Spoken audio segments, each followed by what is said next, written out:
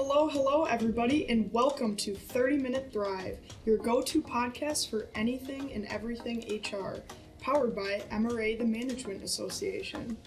Looking to stay on top of the ever-changing world of HR? MRA has got you covered. We'll be the first to tell you what's hot and what's not. I'm your host, Sophie Bowler, and we are so glad you're here. Now, it's time to thrive.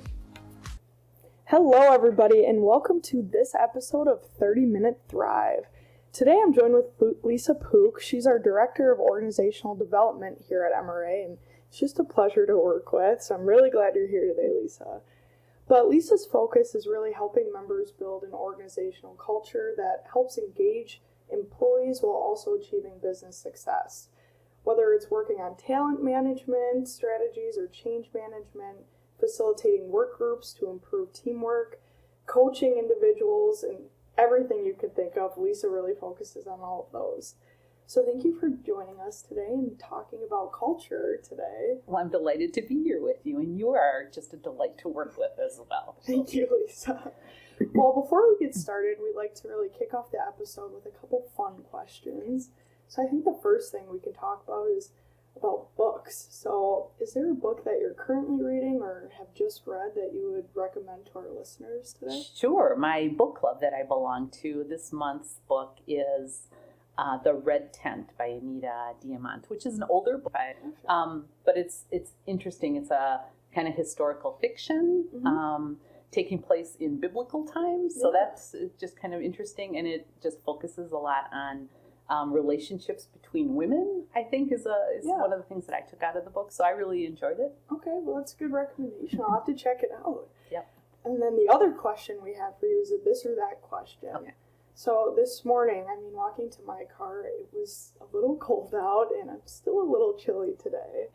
So our this or that today is winter or summer. What kind of person are you?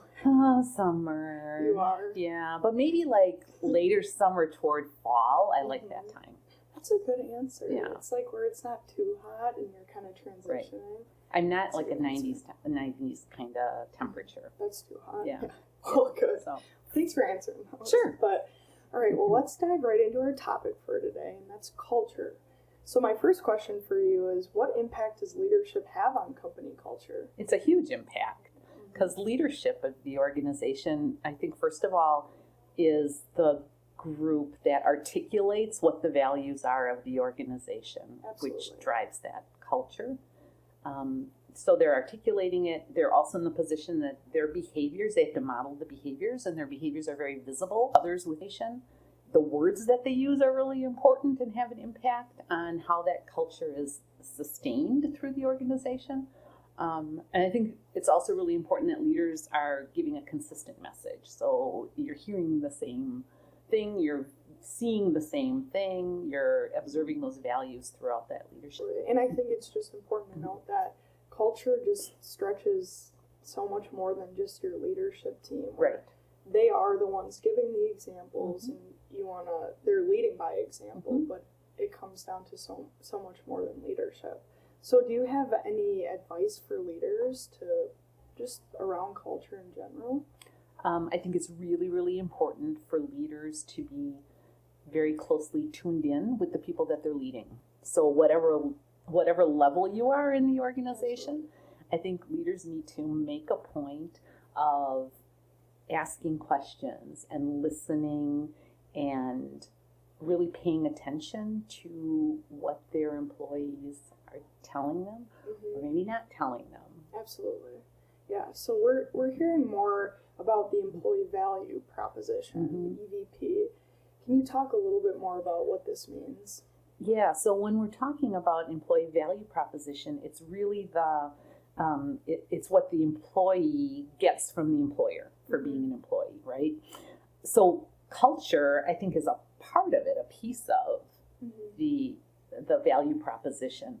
It's probably an important piece of it, but it's not everything that the employee is getting from the employer. Right. I think it makes sense to pay attention to that, and it certainly is something that can help new employees, make the decision that they want to come and work at your company or not. Mm-hmm. So I'm not too familiar with what exactly employee value proposition means. So how would you explain it to someone who doesn't really know what that phrase means? Yeah, so it's kind of what the company is saying to the employee that says this is what you're going to get by working here. And so I've heard it described also as externally, it's the company brand. Okay. That's the external message. Right. But the internal message is the EVP, or the employee value proposition.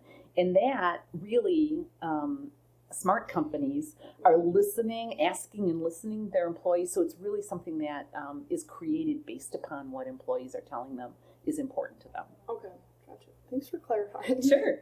So another issue we're hearing about is quiet quitting. That's kind of been the buzzword for a while now. So how is this really impacting culture in the workplace? Well, I think the idea of quiet quitting is wrapped up with employee engagement, right? And so that whole, people started talking about quiet quitting as kind of this way that people are doing just enough. Right. They're doing their job, but they're not necessarily volunteering for above and beyond or going the next step, or maybe not even looking at, how can I be more creative or innovative or things like that.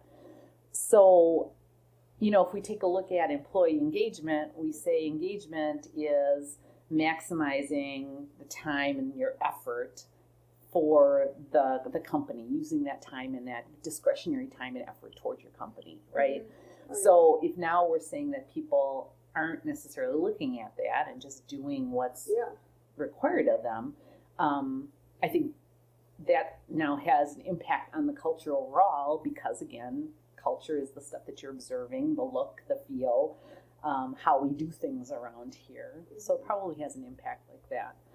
I think ultimately, though, I was reading a couple of articles, that were talking about quiet quitting, and what one of the articles said, in essence, quiet quitting, that whole label, might be more of a thing that management has labeled. This author kind of suggested it's kind of a cop-out to say, my team isn't working well because they're quiet quitting.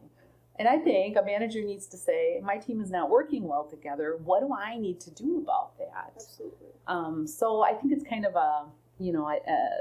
it's maybe an interesting thing to explore, but I don't know that we, necessarily are capturing all the things that's important with it. That's some good advice. I feel like I've seen that word and that phrase so much, even all over social media and articles, like you said. It's like, what really is this and why is it happening? Well, and I don't think employees say I'm quiet quitting. It's employees, managers saying, don't know what you're doing, we're going to call it quiet quitting. Right. Again, that goes back to this whole idea of, we know that the biggest driver of employee engagement is that relationship between the supervisor and the employee. Right. Employee who says, my supervisor knows me and cares about me, that's going to engage me more. Yes. And that has a piece of the overall culture of the organization. Absolutely. Yeah. Well, it's definitely something I feel like maybe we'll start getting more comfortable with or learning more about, like you said. But so culture in the work environment, how can we enhance the workplace that contributes to a positive culture?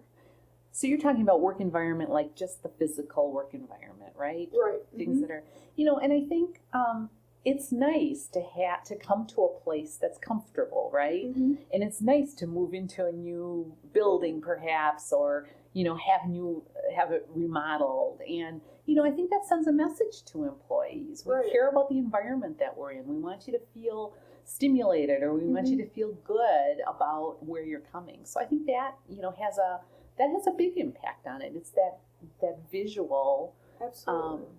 That makes us feel like, hey, it's a comfortable place to be working. Yeah.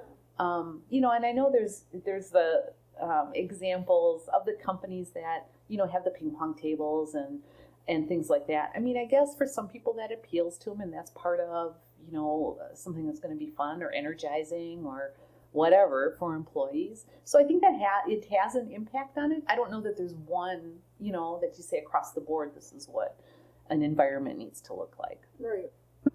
Yeah, exactly. And going off of that, Lisa, about how you said the ping pong tables, and I think even just speaking for MRA, we have a very open work environment. Mm-hmm. We've got some cafes, and that just helps. The open work environment helps with collaborating with team members, and kind of drives the point that culture is more than having ping pong tables. Right. I don't know if you have anything to add on to that, but Well, I think that's just a good point. It's not, culture isn't just having some activity place or mm-hmm. having the free lunches or all of those kinds of physical things. Those are nice, and mm-hmm. it certainly can make people feel really good about working in that. But culture is much more sophisticated than that. It's not just things. Absolutely.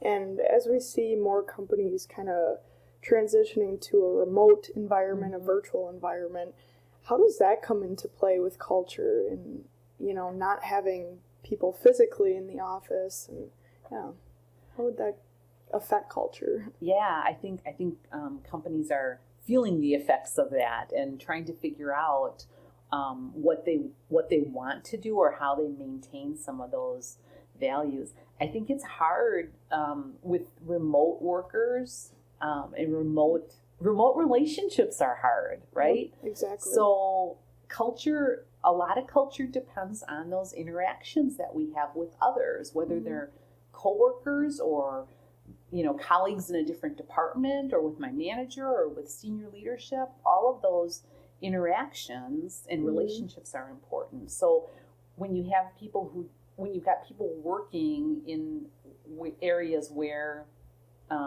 it's harder to make those casual interactions, mm-hmm. we gotta figure out ways to make those happen. Now, absolutely. We've got companies all over the place that have multiple sites, right? Yeah. And so there are people who technically work remotely from each other mm-hmm. all the time, and that right. works. Mm-hmm. That works.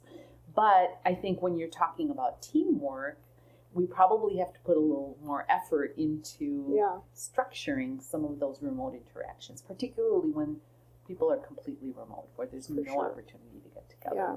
I did a capstone project on remote work and coworker relationships, mm-hmm. peer relationships, and that's what I found was that it's not like you have to force the conversations remotely, but you have to put in more effort on. Maybe we don't talk about work 100% of the time around the call. Maybe I try to get to know this person, and maybe we do a group activity where it's a game or something where you might need to put in a little more effort, but it'll be worth it. Right. I think that's what teams are finding, that you do have to put a little structure around it. Mm-hmm. And the opportunity to just talk about stuff. Yeah. So and it can be awkward when we've got 6 people on a screen, and I want to talk to you, Sophie, but everybody else is in the room too. So mm-hmm. I've also had examples of some managers will even use the breakout rooms, mm-hmm. so that you can have a little bit of more one-on-one or a couple people to communicate that way, and then coming back to the whole group, mm-hmm. doing the round robin, the question, like I loved your this or that question, or the book question, just some of that type of stuff to get people to share. I think mm-hmm. that's important. Absolutely. And kind of going off of that, technology is playing a big role in this mm-hmm. as well.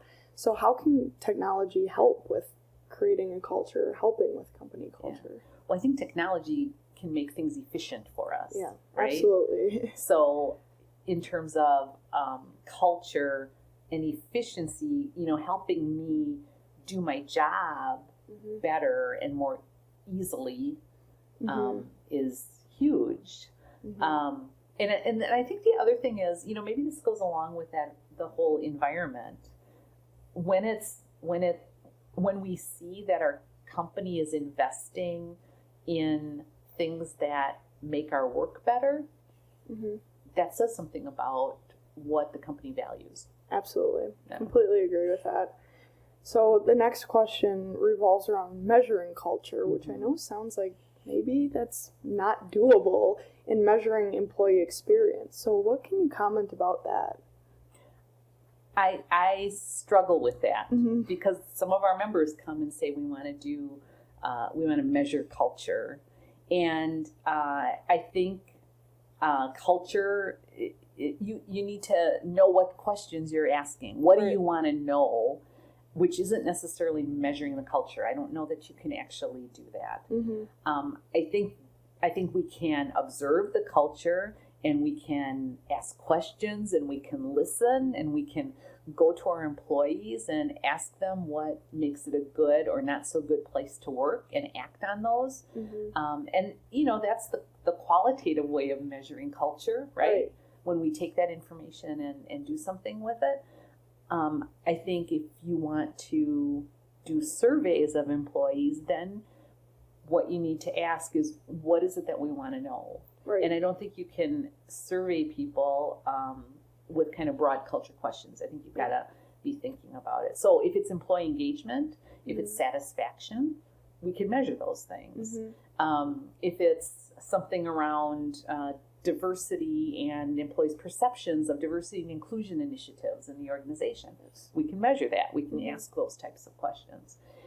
So I think organizations that are looking at their culture and want to have some sort of measurement on it need to really look inside and decide what their questions are. Absolutely. I think it's harder to survey culture, like you said. And a statement I've heard is culture is something an organization has or culture is something an organization is. And I agree with the culture is something an organization is statement. So I think that just statement kind of says that it's a natural thing. It's not something you can really force upon people. You can't just have a culture. It's the people, other things that you have mentioned make up a culture. And I think you can influence it. Absolutely you can influence it. Right. I mean, it goes back to your leadership question. That's where, that's a real strong force. Right. And management employee relationships is a strong way of influencing culture. And we all know examples of bad cultures, right? And we can go back and say, well, what influenced that? Right. Was it relationships? Was it all sorts of things that forced us to that negative culture? But I think you're right. You can't take it in exclusion of everything else, right? It's you got to look at the whole system, right? And once you start messing or tweaking parts of it, it's gonna shift everybody else too. It's a bigger thing than most people think. Right. Culture influences everything. Yeah, absolutely. Yeah. So as we just kind of wrap up our time for today, do you have any lasting thoughts to share with our listeners today? Sure. It's a hard question. I think if we are really concerned about the culture of our organization, then leaders in our organization need to listen to employees. And I think employees on that end need to constructively and clearly give feedback about what's working and what's not working. Absolutely. I think good conversations give you a lot of information about where the culture is, the current state of it, and if things need to change, that's where you're going to get your information as well. That's some great advice. So thank you, Lisa. But thank you again for joining us today and speaking on the workplace culture topic. It's something that really makes a business unique, and it affects all aspects of business too. So happy to have heard your input and your advice on this. But make sure to connect with Lisa. We have linked her email as well as her LinkedIn profile in the show notes, along with some resources. So if you'd like to continue the conversation or ask her any questions, I'm sure she'd be happy to connect. But other than that, make sure to leave a comment or review if you liked the episode and found it beneficial. Next week, we will be discussing the non-traditional candidate in recruiting, so you won't want to miss that. But other than that, thank you again, Lisa. It was a pleasure talking to you, and we will see you guys next week. And that wraps up our content for this episode. Be sure to reference the show notes where you can sign up to connect for more podcast updates. Check out other MRA episodes on your favorite podcast platform. And as always, make sure to follow MRA's 30-Minute Thrive so you don't miss out. Thanks for tuning in, and we'll see you next Wednesday to carry on the HR conversation.